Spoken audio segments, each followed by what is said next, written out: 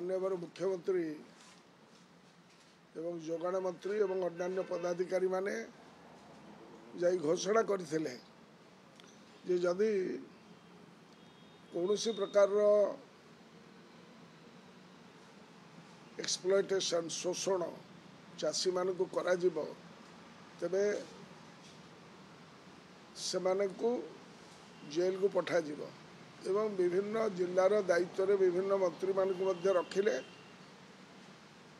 धान किणाटा को सुव्यवस्थित करने जो कथा रखिले तार प्रतिफलन कौन आपण मैंने जापारे गोटे मास भितर यही 4 दिन 8 दिन भितर अदिनिया वर्षार ये असंवेदनशीलता सीमा लंघीगला 4 दिन में 4 जन चाषी आमर आत्महत्या करी विकटाल अवस्था ओडिशा इतिहास रे बहुत विरल तेणु मु निवेदन करी आप देखिए जे धान किणा जो कार्यक्रम यहाँ माने इभैक्युएशन ऑफ राइस मध्य जो चाउलटा जो गुटाक आम पीडीएस सिस्टम को जाऊँगी एवं धान किणाटा ता सहित गोटे साइकिल चली एवं ये साइकिलटा वर्तमान राज्य सरकार भांगीदेले एवं आ द्वारा प्रभुत क्षति हम आमर रबी चाष वर्तमान रबी चाष जो गुड़ाक जो आमर वेस्टर्न ओडिशार चाषी मैंने वर्तमान सुधा 90% तक माने 70 ରୁ 90% मिनिमम उठी जीवा कथा थिला वर्तमान सुधा तक 10 to 30% भितर भेरी करुछि विभिन्न जगह रे आ द्वारा कौन है जे टोकेन दिया गला तमे धान काटब नवेम्बर मासरे तुमको टोकेन दिया to lift in the month of January से भाव में कोस्टल डिस्ट्रिक्ट रे जोटा धान किणवार व्यवस्था जदि से 27 तारीख आगु करते डिसेम्बर मास प्रथम सप्ताह करते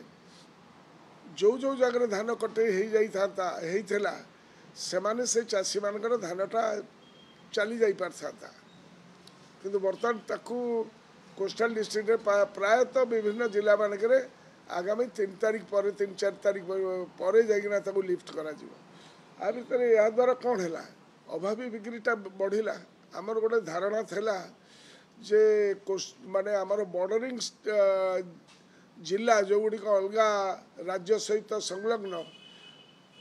किछि दिन पूर्वे कह जाउथिला जे 800 टंका आमे ठन ठन दबू जो ठन ठन दिया जीवो नगद दिया जीवो सेतिपई अन्य राज्यर चाषी माने ताकर धान आनी ओडिशा मार्केट रे भर्ती कर देबे ये थेला गोटे धारणा किंतु वर्तमान एमाने जो अव्यवस्था करदेले जो एनालाइजर जरा लोकों मनरे चाषी मनरे भयर संचार कले एवं वर्तमान कौनसी व्यवस्थित मंडी व्यवस्था नहीं से संवेदनशीलता रहा ना से बड़ दुख लगुच तेणु चाषी मानकर धान से माने 1000-2000 माने माने 2000 टका 2000 ରୁ 2100 टका 2100 ରୁ 2200 टका भितर से माने ताकू बर्तमान अभावी सेल कले जोटा बॉर्डर सेपा को चल जाउछि से 3 वर्षर परिसंख्यान देखिले जो चाषी माने विगत 2 वर्ष हैला ताकर धान को ठिकाना समय बिक्री करि पारथले से माने अखोजा ओलोडा हे गले ताको धानटा से बिक्री करि पारले नै से जतबे एमएसपी सिस्टम रे बिक्री करि पारले नै ताको तो धान को छोई की रखिबे नै रबी चाष पई प्रिपेयर्ड हेबे से पैसा दरकार इनपुट दरकार तेणुक से अभावी बिक्री कर मुकाबला करने सरकार पाखे कौन कार्यक्रम ना से आम कही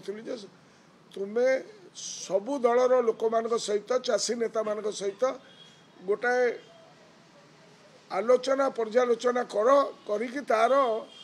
ठिकाना उपशम कर यहाँ मुझे रिक्वेस्ट करुँच भाव में असंवेदनशीलता चलो नहीं ना केते 4 दिन में 4टी चाषी आत्महत्या कले अत्यंत दुखदायक घटना।